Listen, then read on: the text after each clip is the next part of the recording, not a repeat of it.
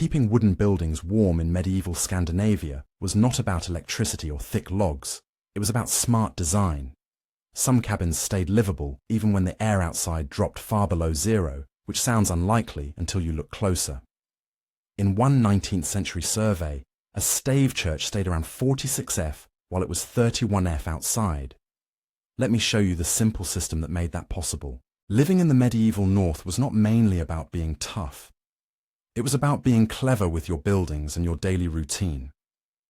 Because winter could sit at around -20F to -30F in inland valleys. And here is the twist. The biggest danger was not always the cold itself. It was how the wind and your fuel pile could turn a normal week into a problem. People did not just endure the season, they engineered their whole lives around it. And one part of that setup usually surprises people. On a cold morning, the snow under your boots did not go soft. It went crunch-crunch like you were stepping on broken dishes.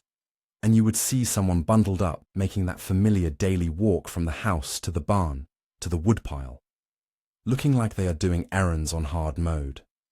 It is a very normal human moment, except the quick trip outside could bite you if you treated it casually, which is why nobody wasted steps. A lot of villages were not placed for the view.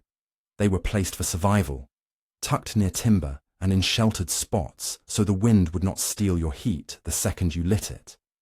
And winter supplies were not just stored, they were organized, like stacking wood and animal feed, in layers, so you could use the easiest stuff first and save the harder to reach piles for later. Even the way homes were arranged mattered, because keeping grain and animals close to the living space cut down those endless trips outside, especially in the long stretch from about the 10th through the 18th centuries, when these routines got refined over generations. It is basically medieval logistics, just with more mittens. But this whole system had weak points, and people knew it. A strong valley wind could smack a simple shelter around like it was poorly tied luggage, and suddenly the safe spot you counted on was not safe at all.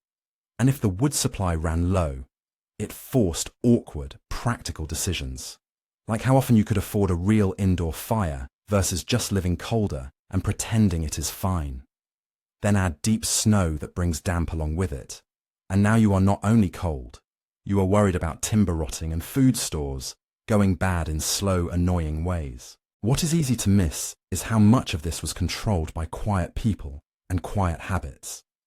Experienced builders would pick tiny protected microspots, little dips, small tree lines, the side of a slope, and once one house survived there, other families copied that choice without needing a big explanation.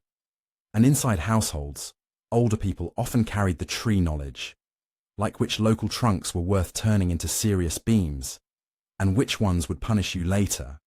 And that was not always written down anywhere. Even church calendars nudged the whole village because feast days and shared schedules could quietly decide when people teamed up for winter work without anyone calling it planning. So, when you picture a northern home in winter, it is not just a cabin in snow.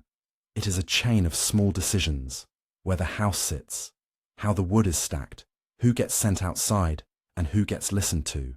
And the funny thing is, the most important technology might not be the building at all, but the knowledge that moves from neighbor to neighbor like gossip, except way more useful. Which raises a question that hangs around. When the weather was that strict, who actually got to decide what counted as the right way to live? The medieval log cabin wasn't just a rough shelter in the woods. It was basically a compact heat-saving machine. And the twist is, it worked best when it stayed small, not big and spacious like we'd expect. Those walls could be about a foot thick, which sounds cozy, but the part that doesn't match the cozy picture is how much planning it took just to keep that coziness from literally leaking out. Run your hand over a hewn beam and you'd feel those shallow chop marks left by the tool, like the wood still remembers the work. And inside, life was practical in this almost funny way. Someone's always hovering near the warm spot, Not because they're being dramatic, but because Here's the basic trick.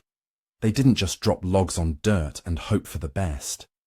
They propped the cabin up on stone supports, so there was an airspace underneath instead of wet ground pressing moisture right into the floor.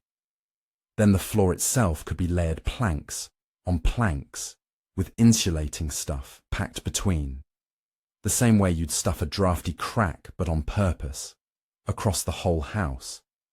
And the layout was kind of sneaky smart too, but the cabin was always trying to fall apart in slow motion. The lowest logs were in the splash zone, where melting snow and wet boots could keep things damp long enough for rot to start winning. And even if the wood stayed healthy, the walls still settled as time passed, which could open thin gaps you'd feel as a cold thread along your ankles, unless somebody kept repacking and resealing those seams. And this is where the quiet power shows up, because not all log walls were equal. A skilled builder could look at a log and choose where it belonged based on how it wanted to behave, how it might warp, how it might split, so the whole stack stayed stable. Meanwhile, a lot of the real maintenance knowledge lived with the people doing the unglamorous fixes, the ones who knew exactly which packing worked, how to patch a crack before it became a draft, and how to keep a warm room warm without making the place soggy. So, when you picture a medieval cabin, it's less a cute little house and more a small team project that never really ends, with everyone quietly adjusting things as the seasons push back.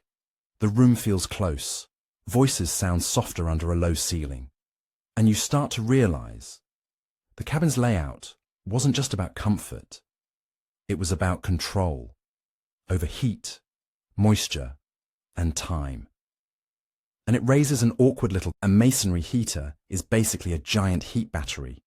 You burn one fast, hot fire and the stove keeps warming the room for something like 12 to 18 hours after the flames are gone. And here's the weird part: most people assume lasting warmth means you keep feeding it all day. But these were built to do the opposite. Some of them held heat in literal tons of stone and brick. Yet the daily routine around them was surprisingly simple. The only catch is, when people tried to treat them like a normal fireplace, things got awkward. The giveaway was always your hand on the surface. The masonry stayed gently warm long after the fire was out, like the stove was quietly doing its job while everyone pretended not to notice. In a lot of homes, that warmth decided where you ate, where you sat, and honestly, where you aimed your feet when you got out of bed. Someone would lean in to warm a plate or drape a damp shirt nearby, and you'd get that tiny domestic satisfaction of nice, this is working, without saying it out loud. So, how did it actually pull off that long, steady heat? Inside the heater were long winding channels, internal paths that made the hot smoke take the scenic route before it finally escaped up the chimney, dumping its heat into the masonry along the way. The trick was the kind of burn, short and intense, not a lazy, smoky fire that just sulks for hours. In fact, a modern finish test back in 2003 used about 45 pounds of wood in a roughly 2-hour burn, and then watched the heat hang around for ages afterward. Which is the exact weight. Seriously. Moment people have when they first learn how these stoves behave, but the whole system had a temper, in a very practical way. Push it too hard and the masonry could crack, because stone and brick don't love being treated like a race car engine.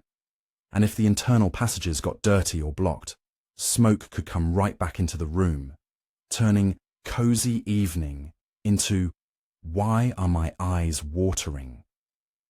Even the wood mattered more than people wanted to admit, because if your fuel was damp or inconsistent, getting that clean hot burn became way harder than the stove's reputation made it sound.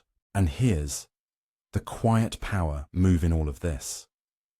The stove wasn't just a stove. It was a custom-built machine shaped by specialist masons who decided the internal layout that made everything work. At the same time, the best householders learned their own little playbook. Exactly how much wood to load, when to light it, and when to shut it down so the heater hit that sweet spot of steady warmth.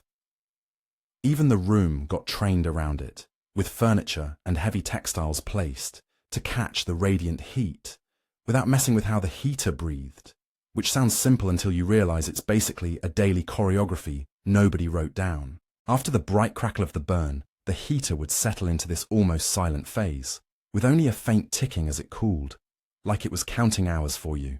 People trusted that steady warmth enough to plan their day around it, but they also knew the stove could turn on them if you got careless or overconfident. And once you notice that, you start to wonder something kind of sneaky. In a house like this, who was really in charge, the person, or the big, warm brick battery quietly running the schedule?